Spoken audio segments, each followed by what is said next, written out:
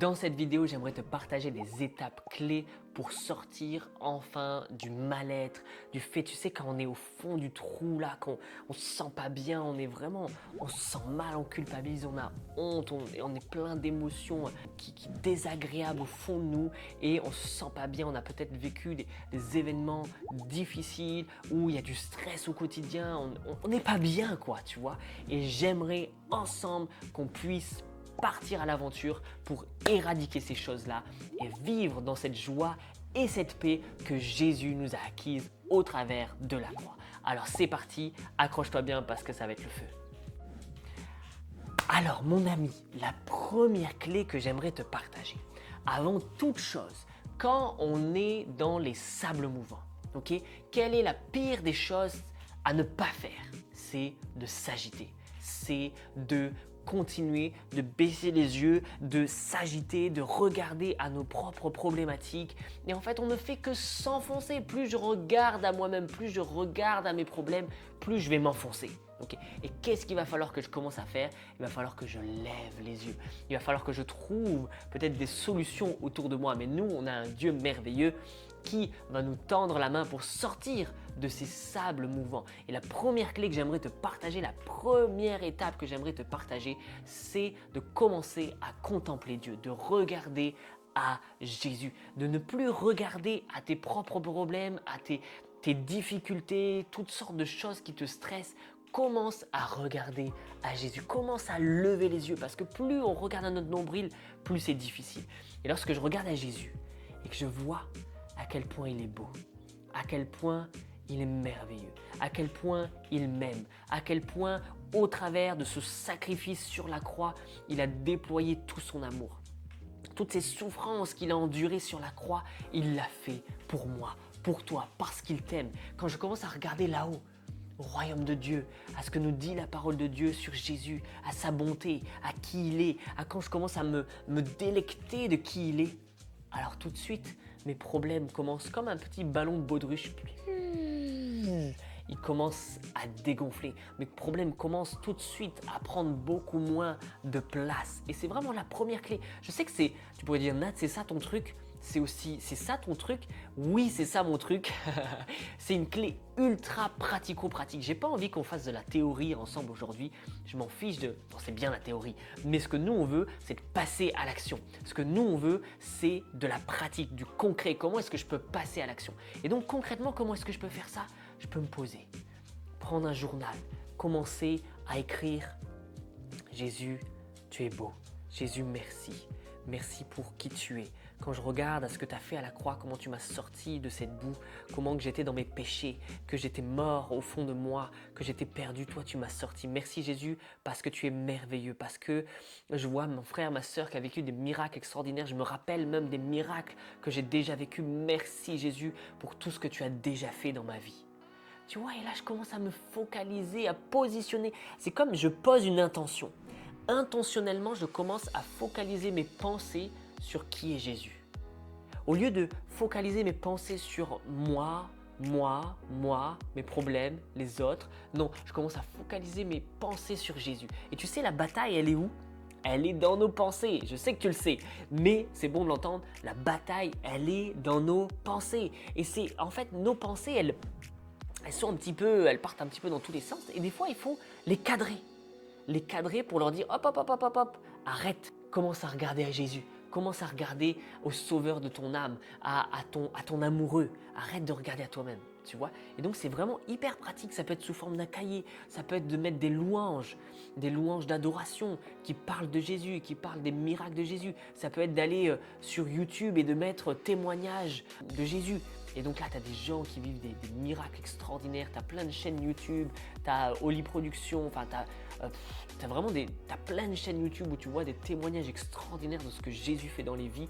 Et ça va te fortifier, ça va te construire, bien sûr, d'aller dans la parole de Dieu, de te nourrir, de voir comment Jésus dans les évangiles agissait, guérissait les malades, chassait les démons, prenait soin des personnes qui étaient perdues, la femme à la perte de sang depuis des années. Ma fille, ta foi t'a sauvée, va, reste guérie, sois guérie, je t'aime quelque part, tu vois. Ou quand il va guérir la fille de Jairus, il pourrait dire, écoute, franchement, j'en ai rien à faire de ta fille, laisse tomber, j'ai autre chose à faire. Non, non, ok, j'arrive, je viens avec toi, on va s'en occuper. Et boum, il la ressuscite. Tu vois, il y a tellement de miracles extraordinaires dans la parole de Dieu, de bénédiction, d'aller te nourrir des promesses de Dieu dans la Bible pour toi, qui dit « Je ne t'abandonnerai jamais, je serai toujours avec toi ». L'esprit de consolateur, le consolateur, l'esprit de consolation, le consolateur viendra et vous remplira de puissance, etc. etc. Il y a l'esprit de consolation. Je suis rempli, je n'ai pas un esprit de timidité, de frayeur, mais un esprit de sagesse, de douceur, de courage, d'amour, de vérité. Le Saint-Esprit, si tu as donné ta vie à Jésus, si tu t'es repenti de tes péchés, si tu as confessé de ta bouche en disant « Jésus, je veux te suivre. Jésus, je te demande pardon pour mes péchés, je veux te suivre, viens ». La Bible nous dit « Crois seulement et tu seras sauvé ». Si tu crois que Jésus est ressuscité et si tu le confesses de ta bouche, alors tu seras sauvé. Tu vois? Donc, si tu es sauvé et si tu as donné ta vie à Jésus, le Saint-Esprit, l'Esprit de Dieu, l'Esprit de Jésus, l'Esprit de vérité habite en toi. Donc laisse-le agir. Focalise-toi sur lui plus que sur toi-même. Amen. Donc c'est vraiment mon encouragement. Et la Bible nous le dit dans 2 Corinthiens 3, verset 18. Nous tous qui le visage découvert, contemplons comme dans un miroir la gloire du Seigneur. Là, je veux dire, il n'y a pas plus clair. Contemplons, nous tous qui contemplons comme dans un miroir la gloire du Seigneur. Le fait de contempler, c'est quoi? Quand tu vas dans la nature, que tu te promènes et que tu vois une fleur magnifique, tu vois des arbres majestueux, tu les contemples, tu les regardes. Tu vois, tu focalises tes pensées sur les détails de cet arbre, sur les détails de cette fleur, sur les détails de comment Dieu a fait les choses. C'est la même chose. Lorsque je focalise mes pensées sur Jésus, je focalise sur ce qu'il a déjà fait, ce qu'il va faire, sur ses promesses, sur etc., etc., sur qui il est. Tu vois, c'est la même chose. C'est quelque part une forme de méditation, de méditer, c'est-à-dire de tourner mes pensées, focaliser sur un sujet qui est Jésus. Amen. Donc, je lis la suite. Nous tous qui le visage découvert, contemplons comme dans un miroir la gloire du Seigneur, nous sommes transformés en la même image de gloire en gloire, comme par le Seigneur l'Esprit.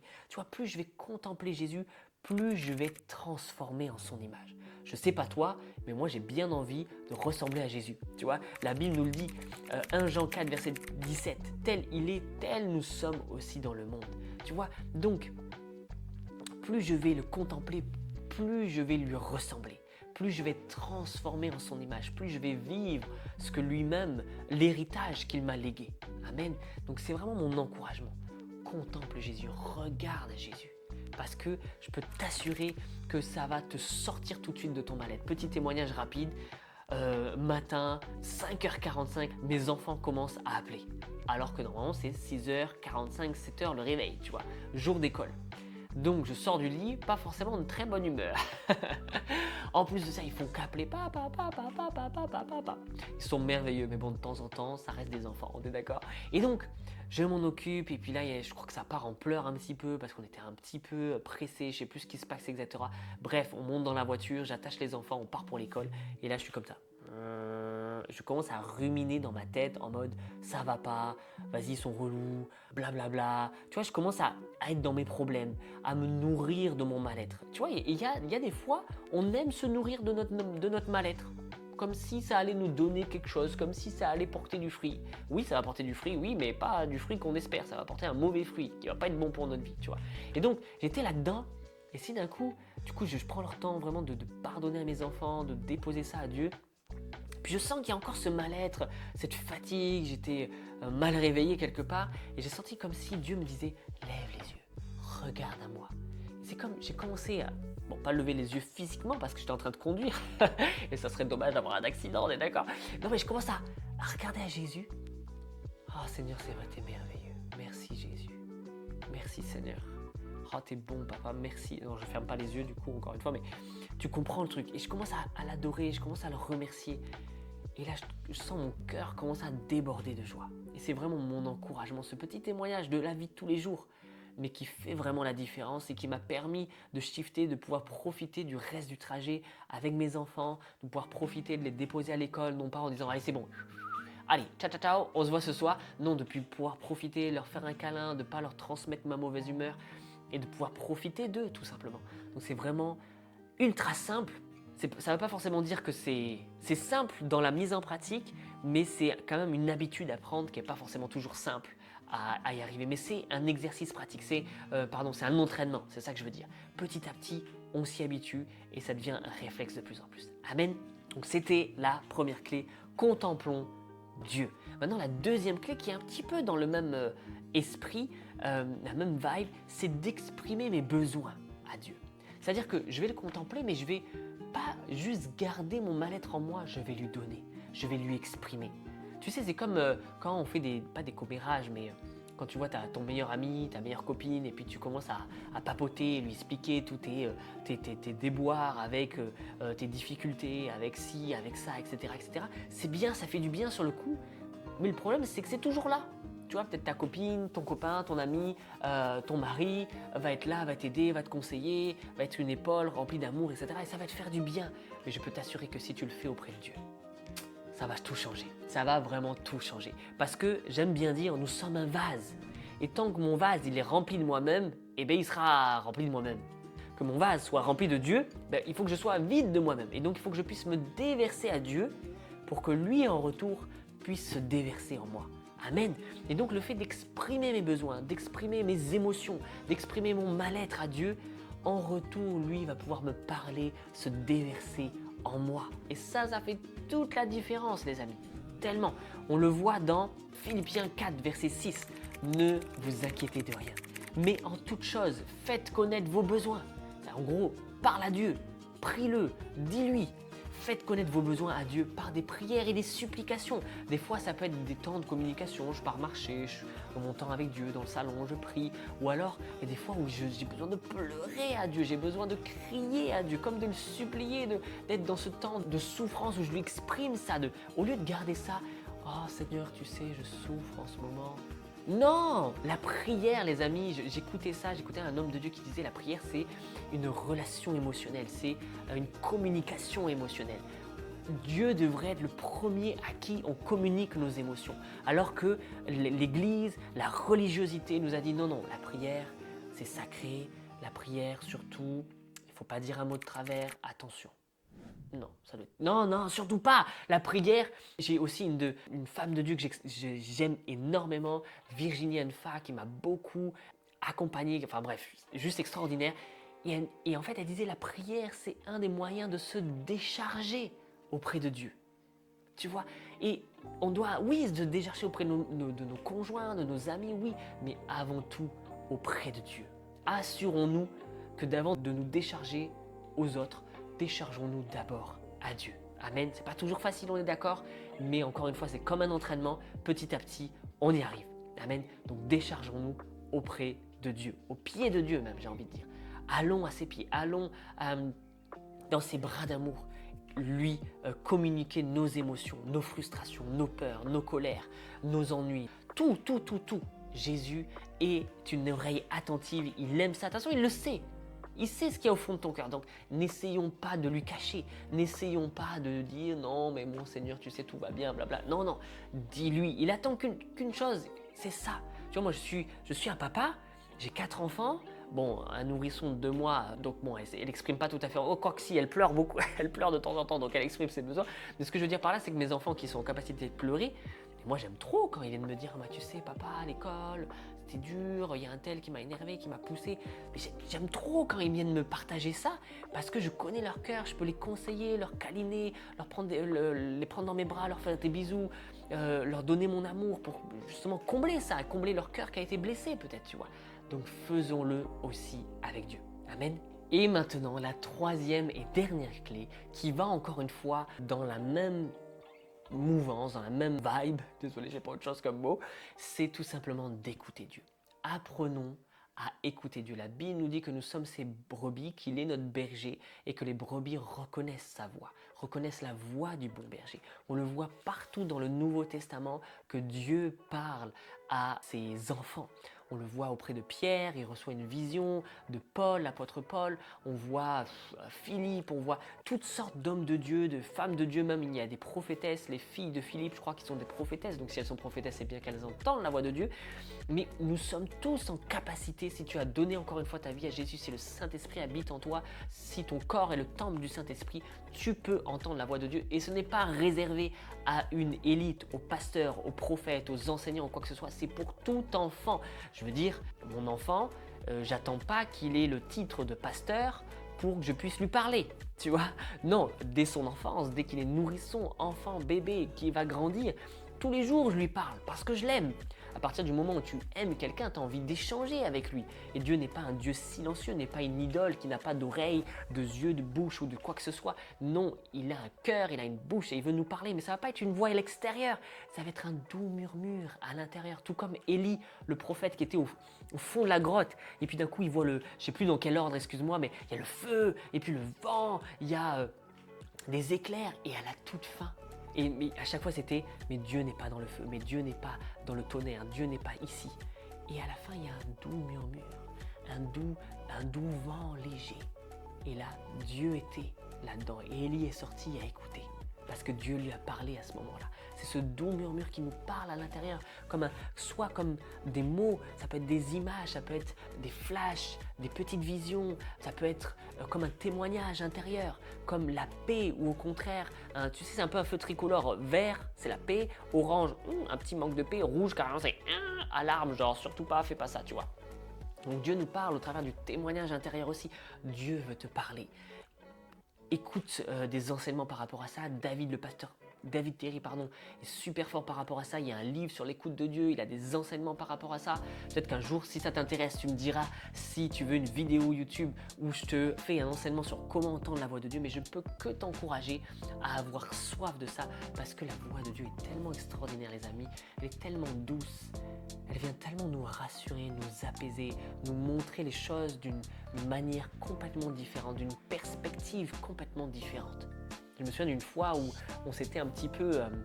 il y a eu des petites tensions, on va dire ça comme ça, avec Tirza, je ne sais plus du tout le sujet. Et puis je vais aux toilettes.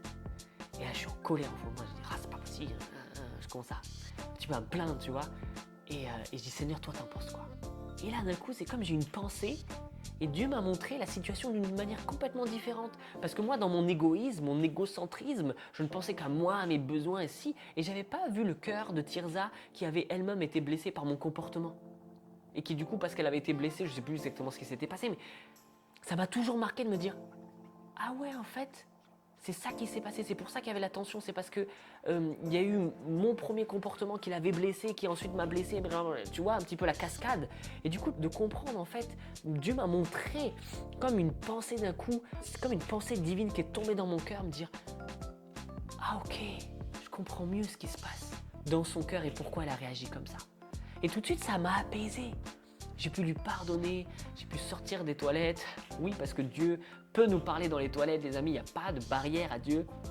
Et donc, là, j'ai pu aller juste câliner Tirza et lui dire « Écoute, je te demande pardon, je me rends compte que je t'ai blessé en disant ça, je te demande pardon. » Tu vois. Et donc, ça a apaisé tout de suite les tensions, au lieu que ça parte dans des feux d'artifice.